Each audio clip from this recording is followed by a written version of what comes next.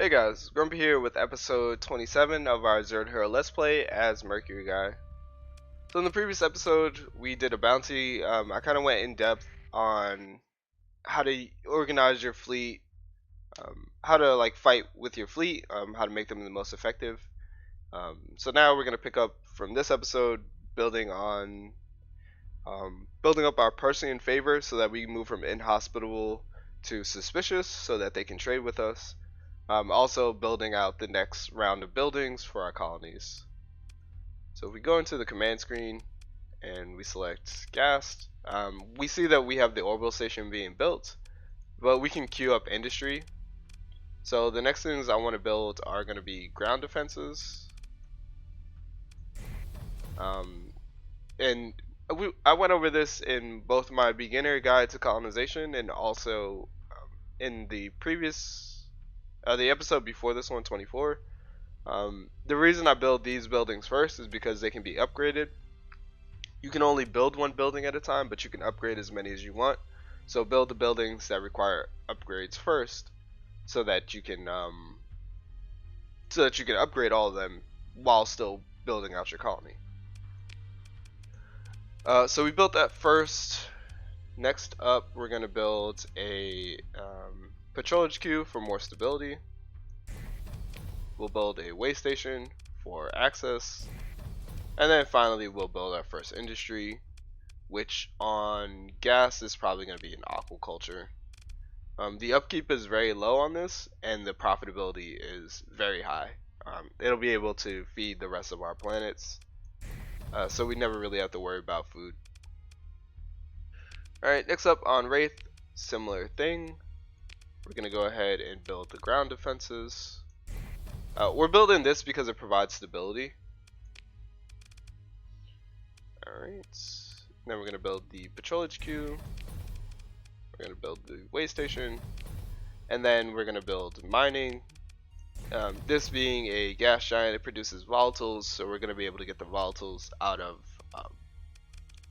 this colony. Why just ability 3?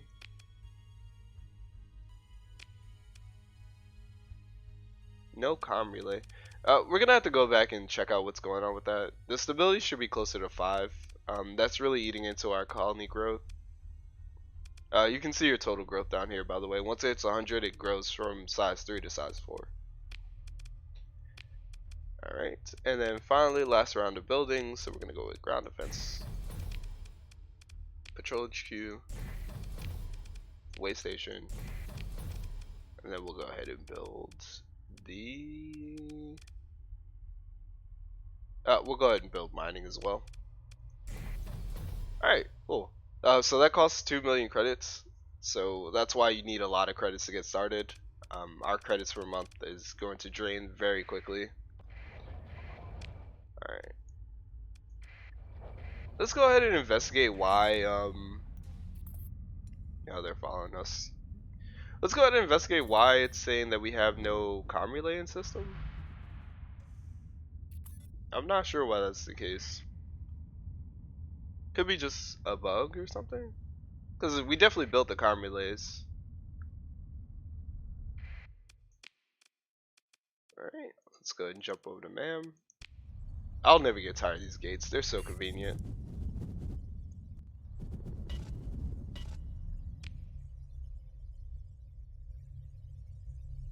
The only thing is, I wish you could build the gates wherever you wanted. That'd be really nice. Alright, now let's head over to Delta Brea.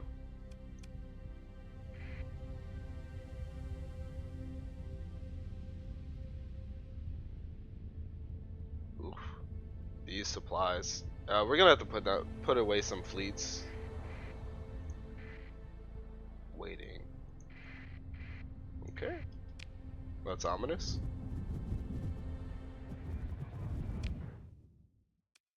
Alright, so we have a comm relay. And if we check our command screen. Okay, now they're saying 5.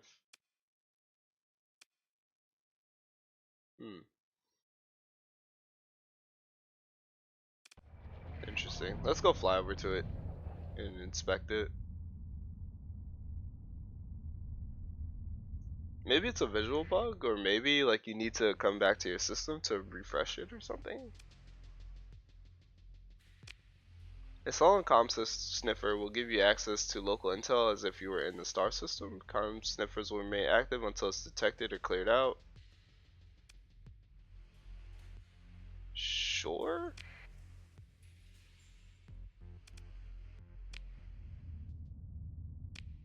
Normally you use comm sniffers on enemy makeshift relays or makeshift comm relays, but I wonder if I install that on my own, if it'll just stay updated. Oh. Anyway, let's go ahead and start building up our armory on our main worlds. Let's drop off this contraband. We drop that off as well. And then let's see if we can go make the Persians happy. We can, if we go ahead and fly back to YMA. If we look at the gates, there's a gate in YMA, so we'll head over to MAM and then jump back. Yeah, that's interesting. I don't know what's going on with that relay.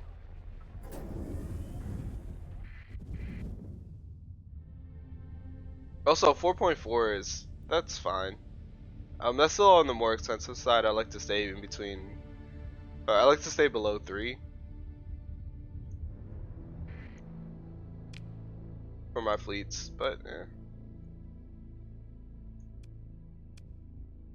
Alright, it is bottom right, so we can go ahead and jump in here. Yeah, actually we should put this up because we don't need a conquest to fight pirates.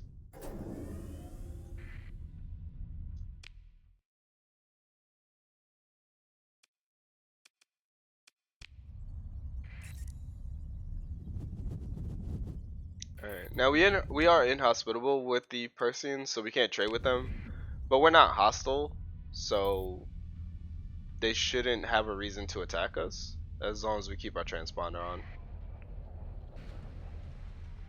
Alright, let's see what we can find here. Let our second in command handle this.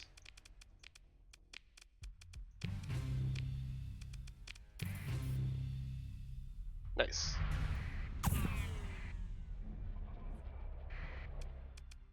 Alrighty. We'll transfer command over. I remember this time. I think you guys seen me piloting a monitor before, so we won't use that ship. You know what? Let's take the Conquest for a spin. That's fun. I'm really bad at piloting the Conquest, but you guys might enjoy this. Alright. Oh! I'm lugging around a Dominator. Okay, yeah, we definitely need to go drop off some ships after this. And I have a Starlight. Okay, yeah, we need to clean up our fleet. That's just poor management on my part. Alright, let's get a few strikes. And let's bring in the Eradicator. Okay. The Omens... I still want one Omen to escort the Brawler. And I probably want another Omen on... I probably won't need it on myself. That should be fine. We'll grab one strike to babysit us, just so our flank is covered, and then the rest of the strikes can pick their own targets. So you can tell a strike to pick its own target by pressing the S key after you select it, and that's going to activate Search and Destroy. Okay. If I'm piloting a Conquest, I do need to do one thing. I need to change invert behavior of strafe to turn on cursor. Because normally I have that enabled, and as I move my cursor left and right, the Conquest will turn. Which is a great way to expose your flank to the enemy. But now I have to relearn how to fly using the keys. Alright. So, when you're piloting a capital ship and you have a lot of systems, a lot of different weapon systems, You can flick through them and choose like you can leave them on auto fire, or you can flick through them and try to use specific ones on ships. But what I like to do is I'll just find a ship to target. So probably it's Eradicator. Press the R key, and what'll happen is all your weapon systems will train on that target. If it can. So right now we're targeting all these fighters because they're near us. Let's go ahead and do this. Alright. See, now even though we're facing forward, all of our weapons are firing on this Eradicator over here. And our missiles too, if we fire our missiles, they'll snake their way over to the target. And it's really nice, right? Because like I can go ahead and pivot over. Oh, we might lose our... I can pivot over to the Venture here.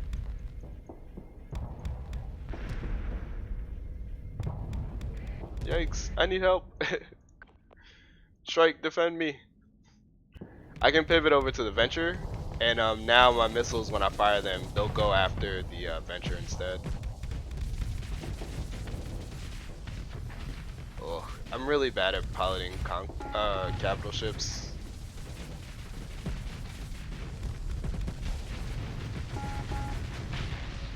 Alright. There we go. That dealt with.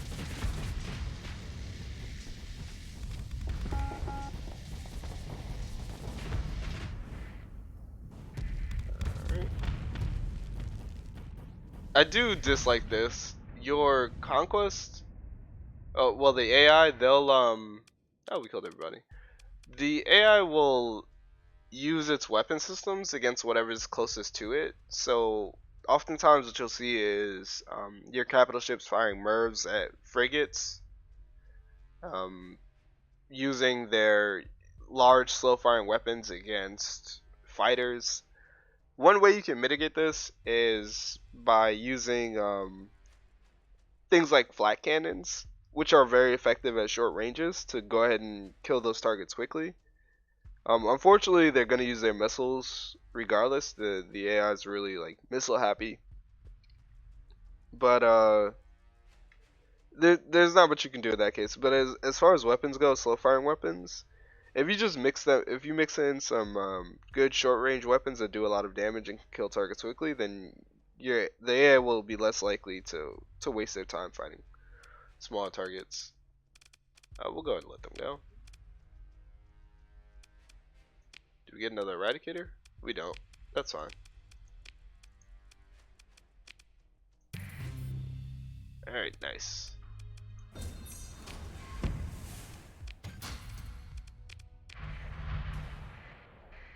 Alright. What else is there? I think I saw another pirate fleet over here.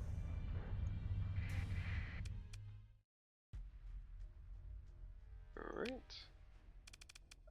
Yeah, I'm really bad at piloting Conquest. Let's go ahead and pilot Heron. And we want to take the Heron with the bombers on it. So we'll go ahead and hit OK. This is a little bigger fleet, so we do need to be careful. Let's go ahead and continue.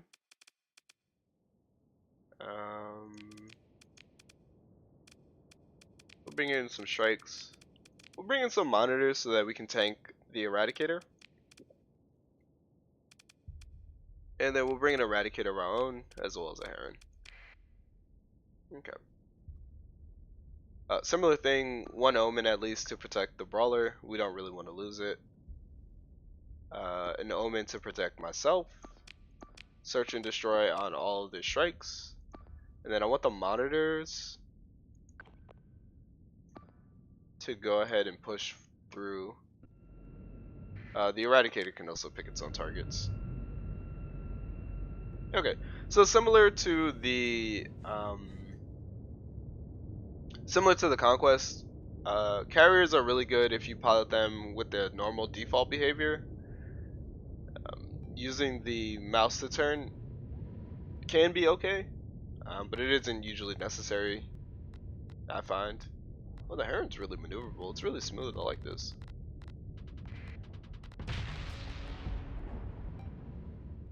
Alright. So same thing. Some things to know about the carrier is you can use the same R key trick. So if you hover over a target and you hit the R key, your fighters will go ahead and attack that target. But something that's really cool is you can do something like this, where you select one of your own allies, and then if I hit the Z key, the engage key, what'll happen is my fighters will escort this target. So it's really cool. You can get your monitors in position, like fighting a big threat, right? And then escort it with broadswords or claws. So now not only is your tank in the enemy's face, it's being escorted by kinetic pressure or EMP pressure, like really pacifying this target. So it's a really cool combination there. But since we have DPS weapons, DPS fighters, so in the form of longbows and daggers, we're gonna probably want to support one of our strikes instead. So just to give it a little more efficacy in battle. And doing this R key trick doesn't consume any command points, so that's really nice. We'll pick the most farthest forward strike to give it support.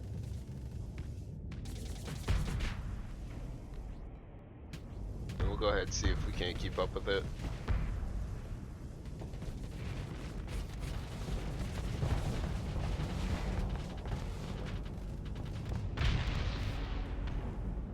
Alright. Now it is important that you use the Z key. So normally your fighters will be on regroup, which means they'll stay near the Heron. You need to make sure you're on engage so that they can actually go do their bomb runs. Alright. Actually pivot over to the Falcon. I think that's going to be a little more effective. But I did just want to demonstrate that.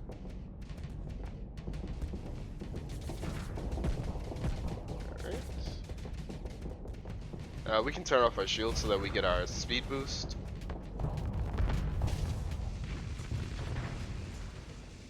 Alright. Pivot over here.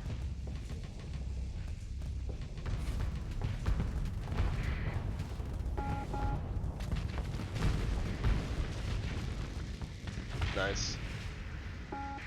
Then we'll pivot back. You can go ahead and activate the special ability.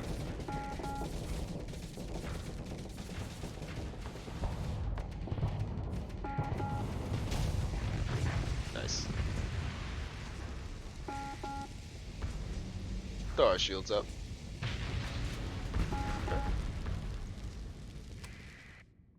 And I think this is the majority of the enemy dealt with. Yeah. Go ahead, cancel that. Set the eliminate order on you. And I'm pretty sure this hound's gonna make, or this service is gonna make it out, but that's okay. Alright, I don't typically like piloting carriers.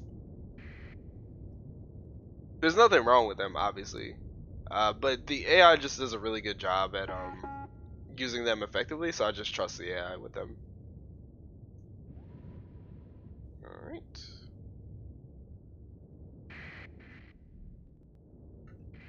Nice. That's a pirate fleet dealt with. We won't get pursuit. We don't really care about these. We'll just perform the salvage operation. Nothing interesting. And we get a little meatball. That's okay. Nice. Alright, so now we're up to neutral, which is fantastic.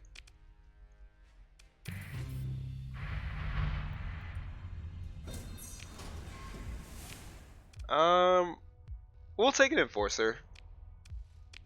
That's not a bad ship. A little more supply, which is okay. And let's look for another fight. Hello. Alright, we'll move into engage. This time we'll take a strike. So a strike is a DPS ship. It's a CQC DPS ship. So it's very similar to the brawler, but instead it just relies on using the antimatter blasters to do like the devastating blow. So we'll see it in action here. Alright, we'll deploy everyone. I'm gonna be honest, I didn't look at how big the enemy fleet was. I wasn't paying attention to its composition. It didn't seem that large.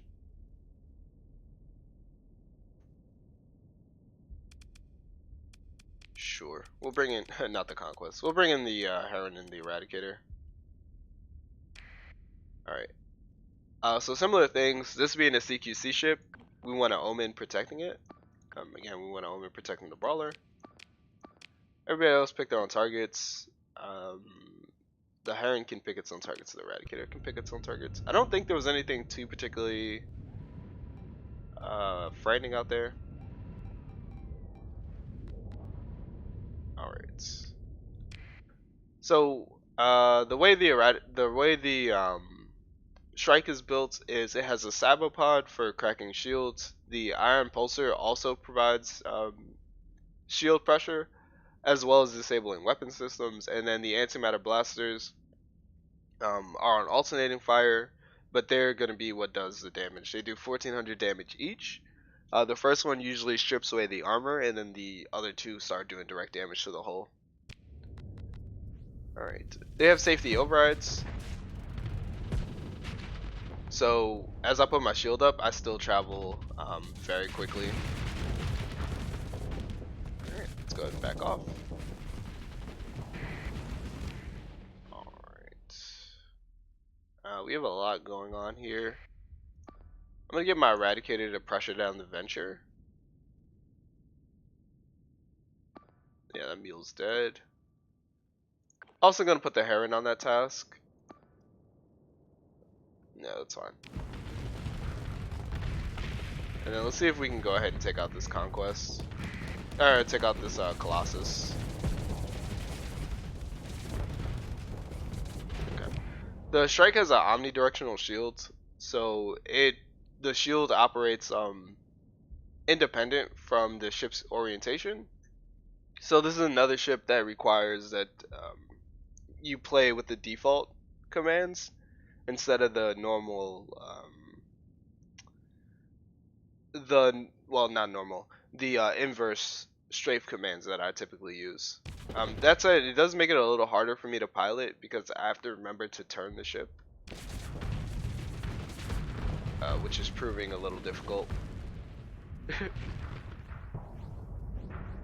But thankfully the strike is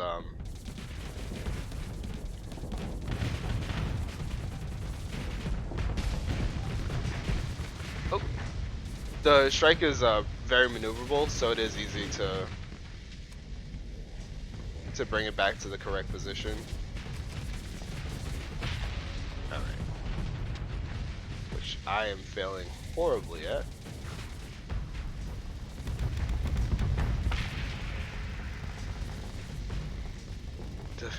Oh my goodness. The shield is throwing off my perspective. I don't think we killed a single thing this match. Okay. Yeah, the other strikes are proving much more competent than me.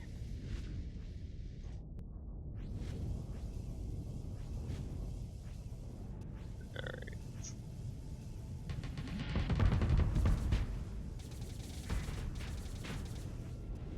Yeah, it's gone. Yep. I mean, we were side by side with other strikes, so hopefully you saw like them in combat. Me, I'm not so good at piloting the strike. Or well, ships with omnidirectional shields. I'd prefer the shield to just be forward facing. Alright, we'll go ahead and let them go. Is there any ship that we want? Not really.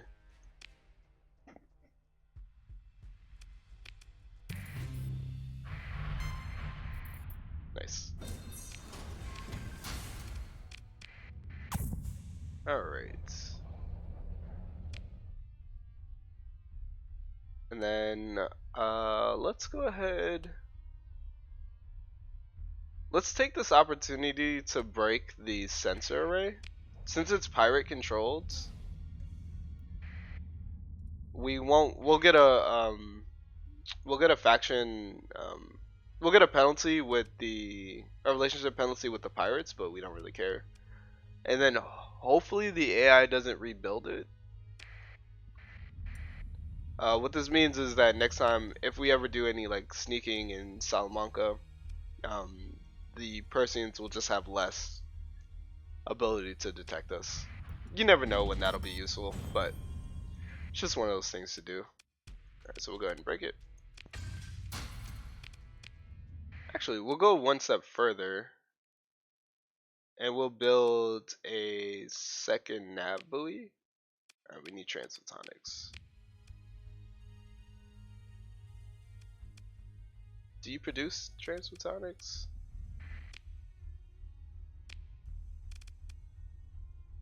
Where can we get transphotonics?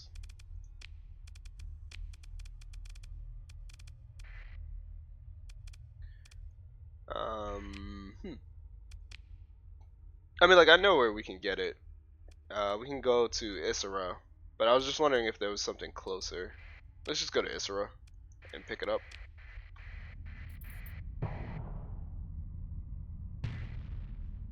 Okay.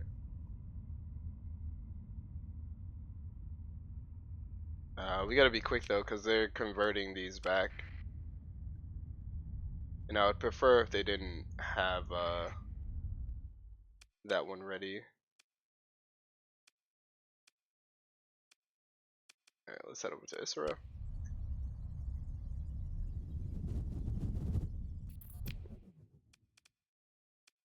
And then I think if we can go to here and get transphotonics. Nope. Alright. They're definitely gonna be on Captain Starworks.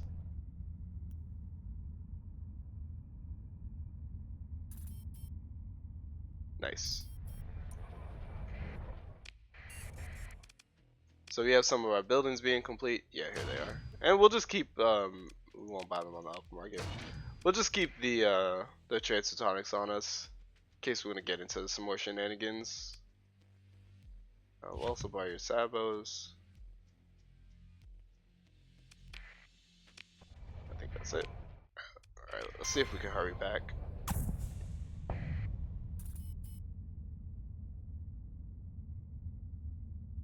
Oh no.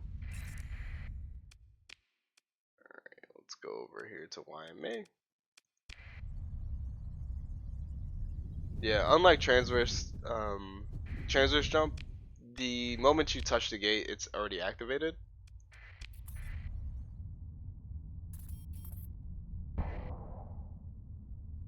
Alright. So they can't inspect you.